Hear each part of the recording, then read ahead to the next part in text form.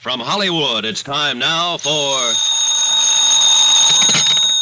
Johnny Dollar. Barney Wilson here. All right, Mr. Wilson, I'm braced. Rub it in. Well, you were a little overconfident. Overconfident? Let's face it, I made a jerk of myself. After I apologized to you, I've got to crawl out there and apologize to Mrs. Markey. I wouldn't be too hasty about it. I've been putting it off for the last 2 hours. After the way I talked to her, I'd rather walk into a cage of lions than face her again. But I thought her husband was alive, and I thought she knew it. Then your boys have to go and pull his body out of the surf. Well, that's why I called. I had a tag for an out-and-out insurance fraud. Mr. Dollar, the way it looks right now, I don't know what it is. It was probably murder. What else? Look, if you want to lose your mind, you come on over here to the morgue. Why? What do you mean? Mr. Dollar, I've been a detective for 20 years, but I've never hit one before that was as crazy as this.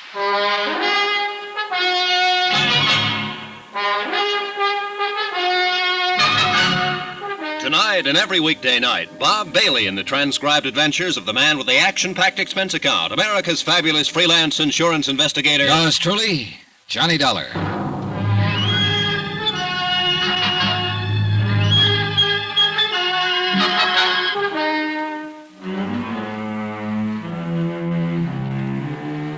From Special Investigator Johnny Dollar, location Miami Beach. To the Home Office, Delta Liability, Hartford, Connecticut.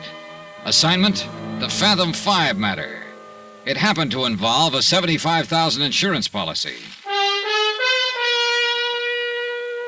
Item 17, $1.60, taxi from my hotel to the county morgue. I couldn't figure what Wilson meant. When the cruiser Fathom 5 burned and sank and William Markey's body wasn't found, I thought I'd spotted an attempted insurance swindle. I'd even warned Mrs. Markey not to try to file a claim. And then, a few hours ago, Markey's drowned body had been washed up on the beach. Wilson should be happy. He'd been proven right. But instead, he'd sounded more mixed up and uncertain than he'd been before.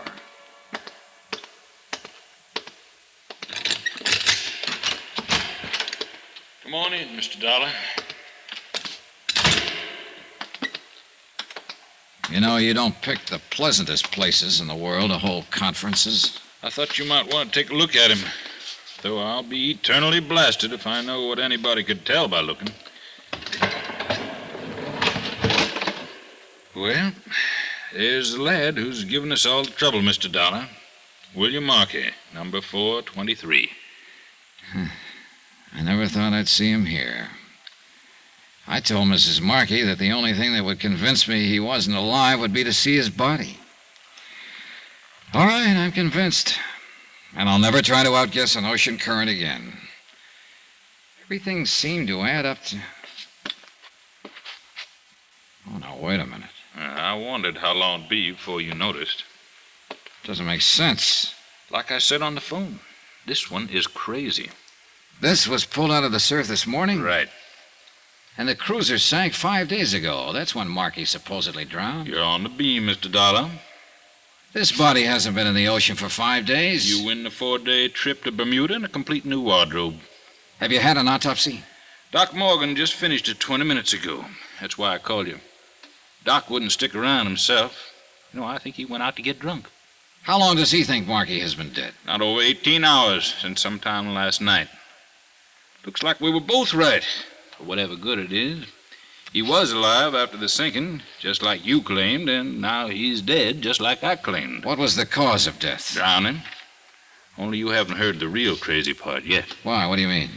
You remember we found one of his shoes washed in a couple of days ago? Yeah? The body was wearing 2 shoes when they pulled it out. They always make one slip, don't they? A couple in this case. Huh? It's the second one that nearly pushed Doc Morgan off his rocket. What second one? Markey was drowned, all right, but not in the ocean. Huh? It was fresh water in his lungs, not seawater. Was Morgan sure? Swore by it, and then at it. That's what threw him. Yeah, I imagine. When you get an 18-hour test on a man who's supposed to have been dead for 5 days and find fresh water when it ought to be salt. Wow. I guess the late Mr. Markey can't tell us much of anything else. So, where do we go from here, Mr. Dollar? Good question. You haven't found the car yet, huh? The one Markey bought under an assumed name? No, but I gave the boys an extra prod to bear down on it. Half the town force is out looking for it now. Wonder where he was hiding out for those 4 days. What I want to know is who killed him and how and why. Oh, the why is fairly easy. It's the who and how that carry the question marks. That fingerprint ID was certain, huh? There's not the slightest doubt but what this is William Markey. Oh, you're looking for an easy way out, Mr. Dollar. Yeah, I guess I am at that. Well, then it looks like our number one is the lad you've been after all along. Young Danny Haynes, huh? What do you say we go and have a talk with him?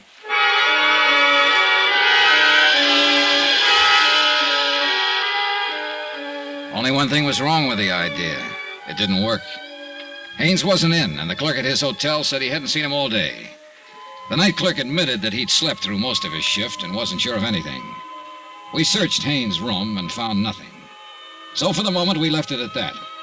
Wilson put a stake out in the hotel and went back to his office. I went to my hotel and waited.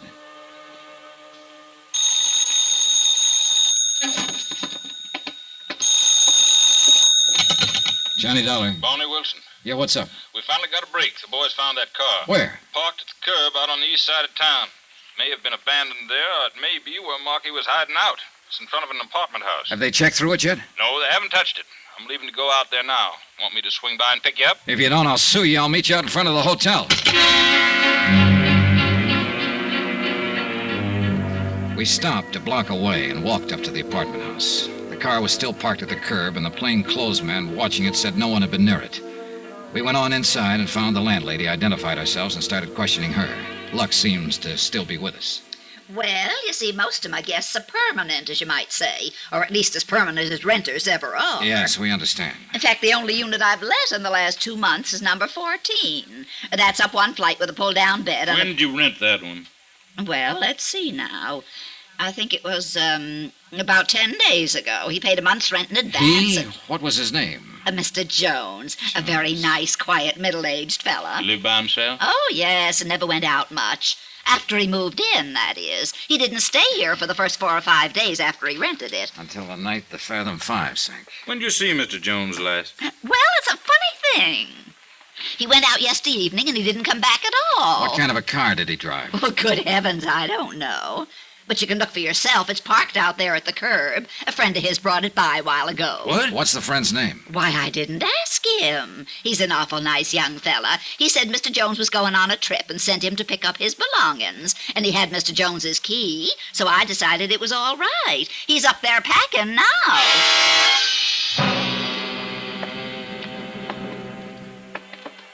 12, 13. It's next door down there. Better take it easy. It's hard to tell what to expect. Right.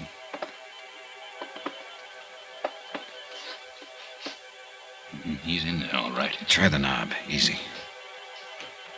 It's locked. And there isn't much choice.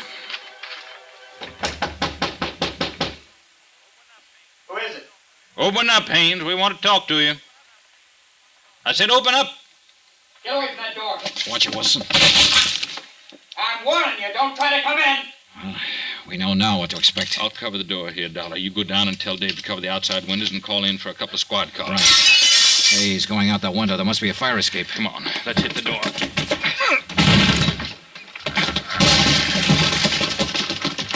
There he is at the bottom of the fire escape. Hold it, Haynes! Stay back! All right, Haynes, it's up to you. Throw down that gun or I'll drop you. I'm sorry, kid. He's down. Yeah, That second shot was dead center. I know. I tried to hold low on him, but it jumped up on me. Well, he said he'd die for her if it came to that. It came to that.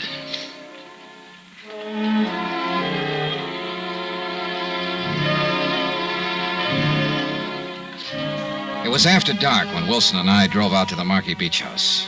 There were no lights on and nobody answered the doorbell. So Wilson forced entrance and we shook the place down. We found evidence of a struggle in the study and in the bathroom. Water from the bathtub had overflowed behind the tile and was still seeping out along the baseboard. We found a dressing gown of Mrs. Markey stuffed in the back of a closet, soaking wet. Piece by piece, Wilson collected his evidence, and the picture became more and more clear. He phoned in for a fingerprint crew and went on working. I left him there and went back into town to my hotel and took the elevator up to my room.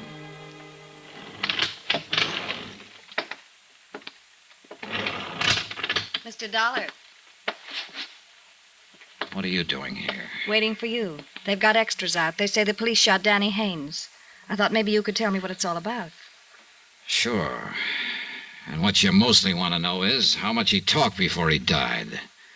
Isn't that it, Mrs. Markey? I don't know what you mean. Then go on out to your house and ask Wilson. He's out there with a fingerprint crew. And I imagine he can tell you anything you want to know by now. I slipped up last night. I thought it was Haynes who came to your door. But it wasn't. It was your husband. And you told him to come back later. Then when I left, you called Haynes and had him come over. If he said that, he lied. I even gave you the idea for it myself. When I said the only thing that could convince me your husband wasn't alive would be to see his dead body. So you talked Haynes into helping you provide the evidence I said I'd have to have. My husband's body was found in the ocean. They told me that this evening. Yeah, but he didn't die there.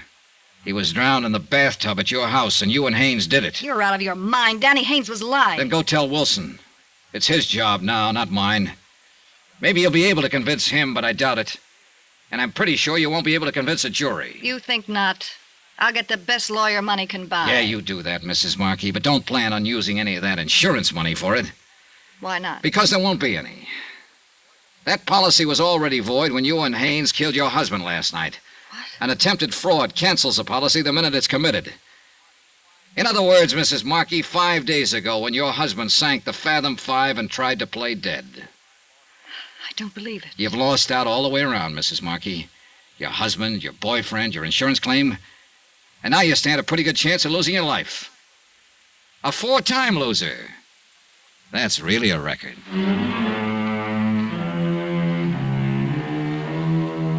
Expense account item 18, $321.60. Hotel and incidentals in Miami and transportation back to Hartford. Expense account total $684.95. End of account, end of report. Remarks? You quoted a line of Shakespeare at the start of this case, Ralph. Full fathom 5, thy father lies. Well, you're wrong. It turns out to be the widow who lies, and lies, and lies. Yours truly, Johnny Dollar.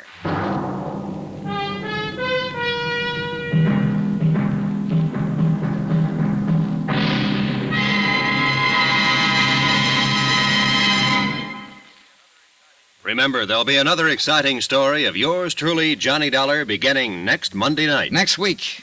Well, if I'd minded my own business, I wouldn't have heard the girl beg for help. And from that point on, I needed help. Join us, won't you? Yours truly, Johnny Dollar.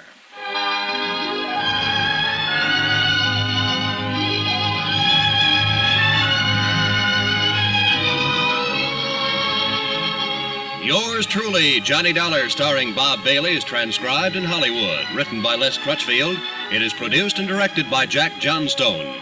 Heard in this week's cast were Mary Jane Croft, Barney Phillips, Carlton Young, Eleanor Audley, Sam Edwards, Shep Menken, and John Daner. Musical supervision by Amerigo Marino. Be sure to join us on Monday night, same time and station, for another exciting story of yours truly, Johnny Dollar. This is Roy Rowan speaking.